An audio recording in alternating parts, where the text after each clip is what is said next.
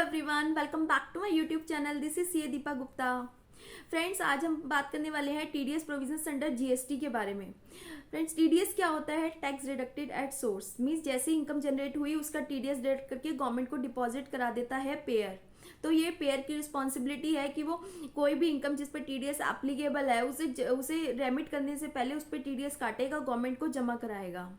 So friends, income tax में तो हमने टीडीएस के प्रोविजंस के बारे में बहुत पढ़ा है, किया है, हम सभी अच्छे से उसके बारे में जानते हैं।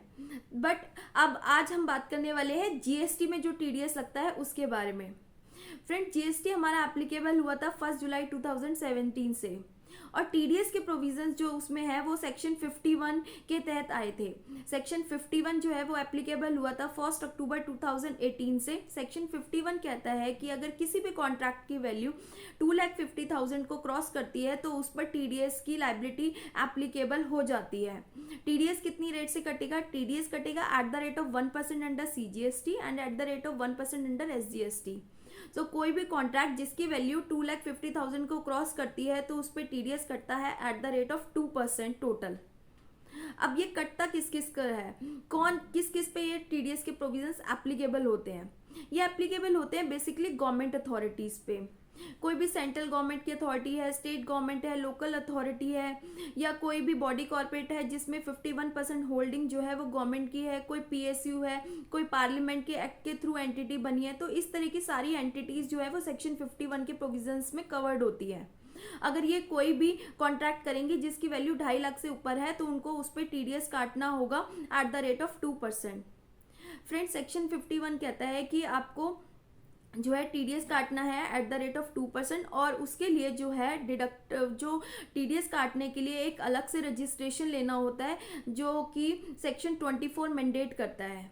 Section 24 of the CGST act कहता है कि कोई भी पर्सन अगर सेक्शन 51 में टीडीएस काटने के लिए लाइबल है तो उसे मैंडेटरी रजिस्ट्रेशन लेना पड़ेगा। हो सकता है कि उसके पास as a supplier already registration हो, बट टीडीएस अगर उसे काटना है तो उसे टीडीएस डिडक्टर का रजिस्ट्रेशन अलग से लेना पड़ेगा जीएसटी पोर्टल पर जाकर। तो ये एक मैंडेटरी रिक्वायरमेंट है लॉ की। अब फ्रेंड्स, बहुत सारी कंडीशंस पे टीडीएस एप्लीकेबल नहीं होता है, अब हम उसकी बात कर लेते हैं। फ्रेंड्स, क्या है कि जो एक तो टीडीएस के प्रोविजंस है ये सिर्फ सीजीएसटी और एसजीएसटी वाली ट्रांजैक्शंस पर ही लगते हैं। इंटरस्टेट सप्लाई पर ये टीडीएस के प्रोविजंस एप्लीकेबल नहीं होते, यानी कि जहाँ भी आईजीएसटी आएगा वहाँ टीडीएस नहीं आएगा। इसके अलावा कोई भी कॉन्ट्रैक्ट अगर उसकी वैल्यू 2.5 लाख से ऊपर है बट उसमें दो तरह की सप्लाईज हैं, एक टैक्सेबल सप्लाई और एक एग्जेम्प्ट सप्लाई। तो अगर टैक्सेबल सप्लाई की वैल्यू 2,50,000 से कम है तो उस पर भी टीडीएस नहीं कटेगा, उस कॉन्ट्रैक्ट पे टीडीएस नहीं कटेगा। इसके अलावा कोई भी ऐसी गुड्स या सर्विसेज की सप्लाई हो रही है उस कॉन्ट्रैक्ट में जो कि एग्जेम्पशन नोटिफिकेशन में आ रही है, जिस पे जीएसटी नहीं लग रहा है, जब जीएसटी नहीं लग रहा तो उस पर टीडीएस भी नहीं लगेगा। इसके अलावा कोई सप्लाई जो है वो अनरजिस्टर्ड पर्सन से आ रही है या कोई आरसीएम की ट्रांजैक्शन है उस पर भी टीडीएस नहीं लगेगा। इसके अलावा बहुत सारी ऐसी ट्रांजैक्शंस होती है जिसपे कंपनसेशन सेस भी एप्लीकेबल होता है, जैसे लग्जरी ट्रांजैक्शंस में बेसिकली एप्लीकेबल होता है ये। तो अगर सेस की ट्रांजैक्शन कोई है तो सेस के पोर्शन पे टीडीएस डिडक्ट नहीं होता, सिर्फ सीजीएसटी और एसजीएसटी पर ही डिडक्ट होगा। ये सारी जो है ये कंडीशंस है जिस में टीडीएस एप्लीकेबल नहीं होता। और फ्रेंड्स, अब क्या है कि जो डिडक्टर है उसके ऊपर टीडीएस प्रोविजंस एप्लीकेबल हुए। सपोज उसने अपना टीडीएस काटा और टीडीएस काट के गवर्नमेंट को जमा करा दिया, और जमा कराने के लिए वो फाइल करता है अपनी जीएसटीआर 7 जो उसे मंथली फाइल करनी होती है अगले महीने की 10 तारीख तक।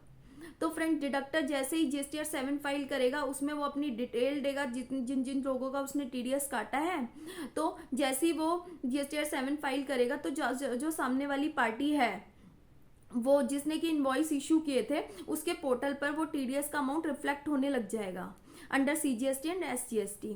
तो अब जो वो है जो सप्लायर है जिसके पोर्टल पर टीडीएस का रिफ्लेक्शन हो रहा है उसके पास दो ऑप्शन होते हैं, वो या तो उसको टीडीएस को एक्सेप्ट कर सकता है या रिजेक्ट कर सकता है। अगर सपोज कभी किसी सप्लायर को लग रहा है कि मेरे इनवॉइस से रिलेटेड ये टीडीएस नहीं है, इस इनवॉइस का तो ये इनवॉइस तो मेरा है ही नहीं, मैंने सप्लाई की नहीं है इसके अंडर, तो उसे रिजेक्ट भी कर सकता है।